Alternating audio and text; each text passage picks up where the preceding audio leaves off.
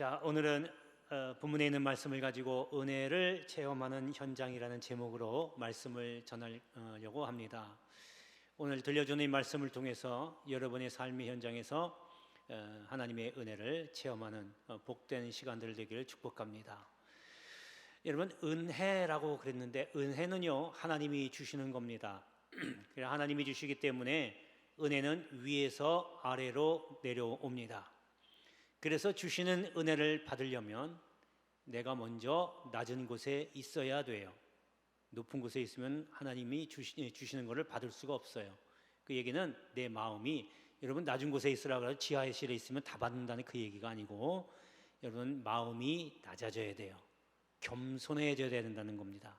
그래서 하나님은 겸손한 자에게 은혜를 주신다고 약속하셨거든요. 여러분, 그런데 은혜는요, 어떤 특정한 시간이나 특정한 장소에 따라서 하나님이 은혜가 내려오는 게 아닙니다. 여러분의 삶의 현장에서 수시로 하나님이 내 은혜가 내려옵니다. 일할 때에도 내려오기도 하고, 농사할 때도 내려오기도 하고, 쉴 때도 내려오기도 하고, 심지어는 여러분 설거지 하다가도 하나님의 은혜가 임하기도 합니다. 여러분, 이스라엘은 하나님의 은혜로 이루어진 민족입니다. 그래서 광야라고 하는 곳에서 그 어려움과 고난을 다 겪어서 현재에 이르게 되었습니다. 가까운 과거에서는 독일이 유대인들을 다 아주 씨를 말려버리려고 600만 명이나 되는 사람을 죽였음에도 불구하고 여전히 이스라엘이라는 나라는 건재합니다. 그래서 지금은 그 누구도 함부로 무시할 수 없는 나라, 건들지 못하는 나라가 됐습니다. 이러한 이스라엘의 역사 가운데에 하나님의 은혜가 어떻게 임하였는지 오늘 그 말씀을 통해서 함께 은혜를 나누겠습니다. 자, 첫 번째는 자유의 은혜입니다. 여러분, 예루살렘 성전에는 문이 몇 개 있어요. 몇 개 있는데 그 중에 미문이라고 하는 그 문 이름이 있는데, 그 미문 근처에 그 앞에 베데스다라고 하는 연못이 있습니다. 근데 여기에는 이 주변에 많은 환자들이 다 모여 있어요. 그 중에 38년 된 병자가 거기 있었어요. 왜 그러냐면 천사가 내려와서 1년에 딱 한 번 물을 딱 찍습니다. 그 물이 움직이잖아요. 그때에 먼저 들어가는 사람은 그 어떤 병이든 다 낫겠다라고 하는 이야기가 있어서 그 주변에 많은 환자들이 몰려 있다가 그 연못에 물만 보는 거예요. 언제 물이 움직일지 모르니까 하루 종일 아침부터 저녁 때까지 계속 그 물만 보고 있는 거예요. 그러니까 어디 움직이지도 못하고 그냥 거기만 있는 거죠. 그 가운데 38년 된 병자가 있었는데, 이 병자는 역시 마찬가지로 다른 병자들과 마찬가지로 거기에 자리를 깔고 있었어요. 그러니까 이 병자는 죄에 얽매이고 있었고, 질병에 얽매이고 있었고, 아무데도 가지도 못하고 무슨 일도 못하니까 가난에 얽매였던 거예요. 그러다가 예수님이 찾아오셨어요. 그리고 그 병자를 고쳐주셨어요. 여러분, 그 병자는요, 이제 죄에서 자유를 얻었어요. 질병에서 자유를 얻었어요. 가난에서 자유를 얻은 거예요. 주님을 만나니까 여러분 진정 자유함을 얻는 겁니다. 여러분, 지금 이 때가 나하고 상관이 없다고 하지 마십시오. 여러분 몸으로는 자유롭게 어디든 가고 싶을 때 가고, 먹고 싶을 때 먹고, 하고 싶은 거 다 할 수 있어요. 난 자유롭다 생각하지 마세요. 여러분, 눈에 보이는 것으로만 받아들이면 여러분 하나님 말씀은 여러분 속에 들어갈 수가 없어요. 제가 지금 드리고자 하는 것은, 말씀은 여러분 마음입니다. 마음에 아까도 영상 보신 것처럼 잘 나가는 것 같은데 스타의 반열에 껴가지고 출세와 성공은 보장되어 있는데 뭔가 자꾸 허전하다고 했잖아요. 재벌들이 그렇게 돈이 많고 수십억, 수십조를 벌어들여도 예수가 없으면, 제대로 예수가 마음이 없으면 허전한 거예요. 뭔가 불안한 거예요. 돈이 많아도 불안하고 명예가 있어도 불안한 거예요. 그런데 예수님이 오시면, 그 마음에 내 중심에 모시면 그런 거 다 해결되는 거예요. 왜요? 예수님이 자유를 주시니까. 그래서 요한복음 8장에도 너희가 진리를 알지니 진리가 너희를 자유케 하리라 그랬어요. 여러분 지금 마음에 불안에 떨고 있어요? 없어서 힘들어하고 있어요? 누군가 나를 자꾸 힘들게 합니까? 아니면 직장에서 사람들이 자꾸 나를 괴롭힙니까? 아니면 뭐 하는 일이 잘 안 됩니까? 여러분 예수님이 제대로 내 마음속에 자리 잡고 있지 않기 때문에 불안해하는 거예요. 아까 초반에 말씀드렸지만 은혜는 낮아지는 곳에 있어야 받는다고 그랬죠? 여러분 그걸 자꾸 내가 뭔가 가지려고 하고 뭔가 얻으려고 하니까 손 꽉 쥐고 있으니까 하나님의 은혜가 여러분에 안 들어가는 거예요. 꽉 쥔 손을 펴셔야지 이 핀 손 위에 하나님의 은혜가 임하지요. 할렐루야, 할렐루야.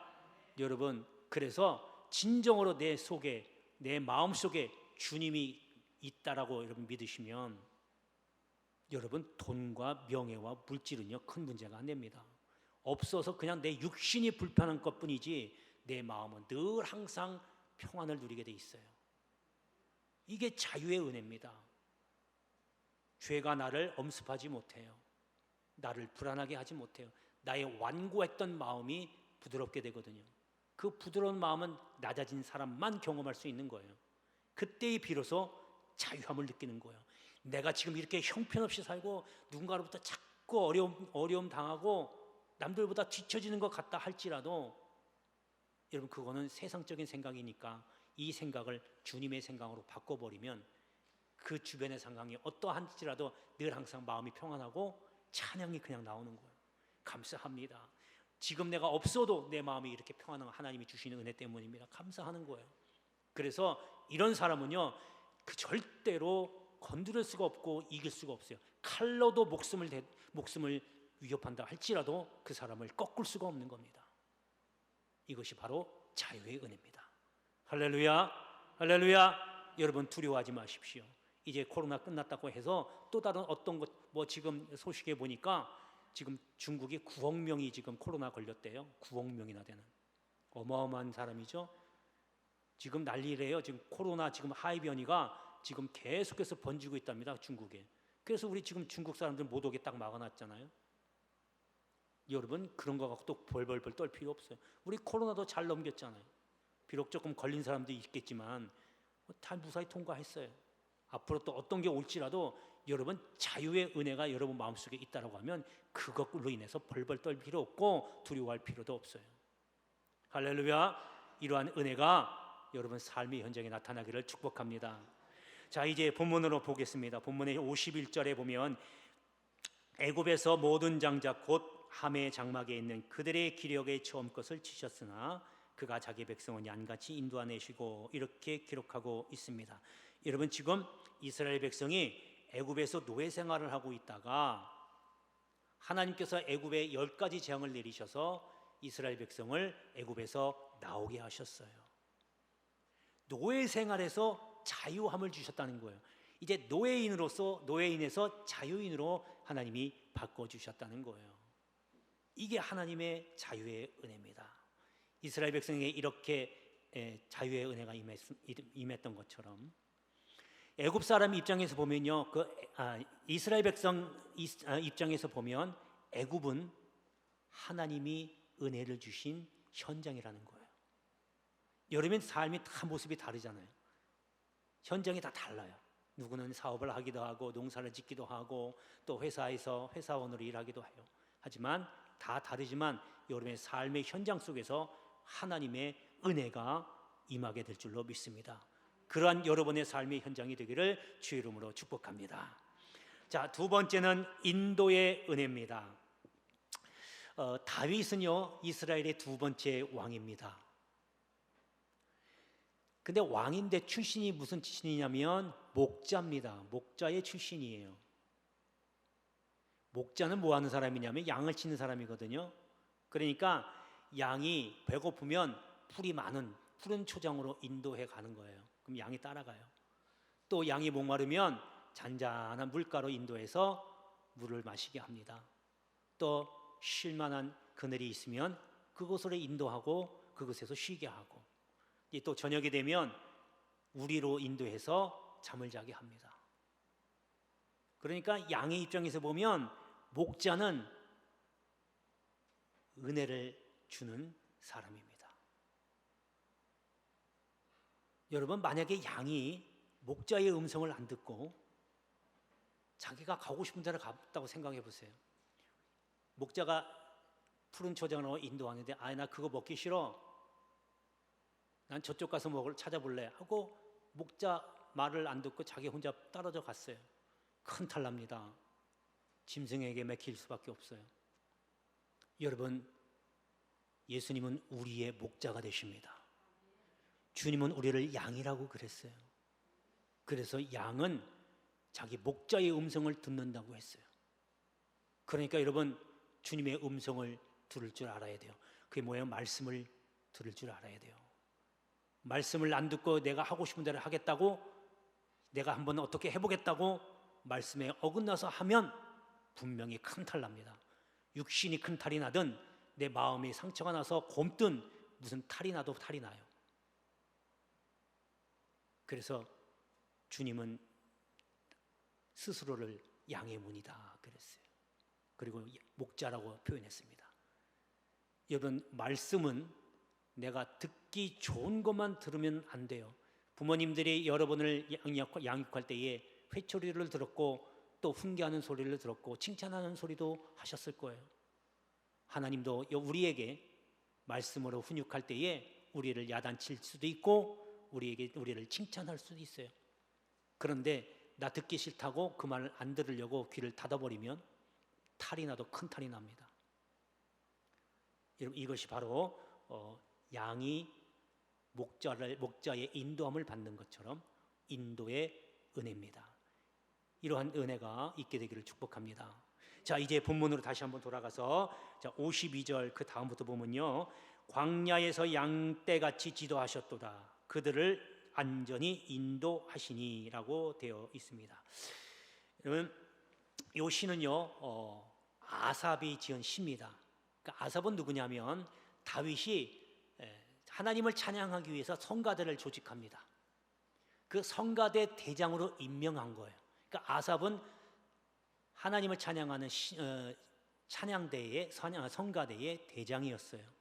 이 대장되는 아삽이 하나님이 우리를 인도하여 내셨다라고 지금 찬양을 드리고 있는 거예요. 이게 지금 오늘 본문의 말씀입니다. 그러니까 이스라엘 백성이 애굽에서 풀려나서 자유인이 되었어요. 그리고 이제 광야 생활을 40년 합니다. 그러니까 사막에서 물도 없이 풀도 없는 그런 곳에서 4일도 아니고 40년을 사는데 죽을 수밖에 없죠. 사람 힘으로 하면. 먹을 게 어디 있으며 물은 또 어디서 구할 것이며. 그런데 하나님께서 40년 동안 생활할 수 있도록 물 주시고 먹을 것도 주시고, 그렇게 해서 여러분 40년 동안 옷 한 번 헤어지지 않고 신발도 깨끗하게 그렇게 인도했다는 겁니다. 지금 그 모습을 생각하고 지금 하나님을 찬양하는 거예요. 그러니까 지금 이스라엘 백성에게 광야는 하나님의 은혜를 체험하는 현장이다 그겁니다. 이러한 현장이 여러분의 삶의 현장 되기를 주의 이름으로 축복합니다. 자, 마지막 세 번째는 정착의 은혜입니다. 이스라엘 백성은 하나님께서 택하신 백성입니다. 선민이라고 그러죠. 이 선민의 역사는 아브라함 때부터 시작됩니다. 아브라함을 하나님께서 일방적으로 부르십니다. 아브라함아, 너 내가 지시하는 땅으로 가라. 네. 그리고 복을 약속해요. 하늘의 별과 같이 바다의 모래와 같이 네 자손을 번성하게 하리라. 자, 그리고 이삭, 야곱 그 아들 자손 손자가 있는데 거기에는 하나님의 응답이 없으셨어요. 우리가 아브라함부터 야곱까지는 족장이라고 그럽니다. 그게 뭐냐면 이 사람들에게는요 하나님이 허락하신 땅이 아직 없었어요. 유목민이에요. 떠돌아다니는 유랑생활을 하는 겁니다. 무슨 얘기냐면 이 사람들은 가축을 길렀기 때문에 가축이 먹을 수 있는 곳이라면 짐을 싸들고 이동해야 돼요. 그러니까 이 사람들은 늘 항상 짐을 제대로 안 풀어놓는 겁니다. 언제든지 이동을 해야 되기 때문에. 그런데 요셉이 애굽의 국무총리가 되고 나서 야곱의 식구가 70명으로 늘어납니다. 그리고 요셉이 야곱의 식구들을 부릅니다. 그리고 그 식구들을 애굽 땅에 있는 고센이라고 하는 지역에 거기에 살게 합니다.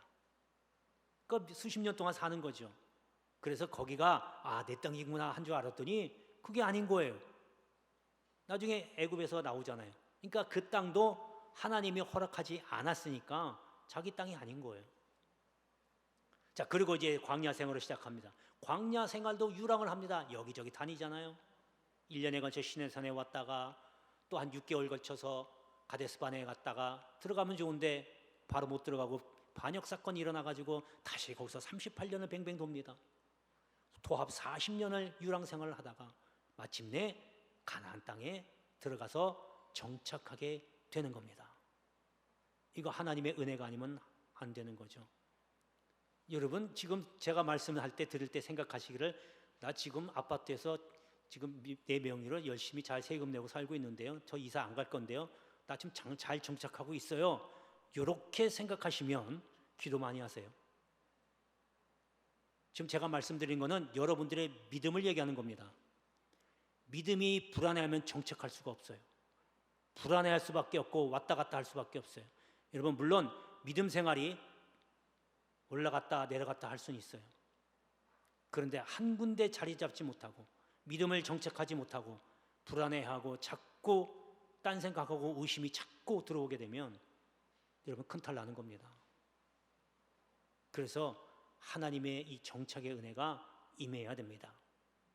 이스라엘 백성에게 가나안 땅은 이제 하나님이 정착의 은혜를 주신 현장입니다.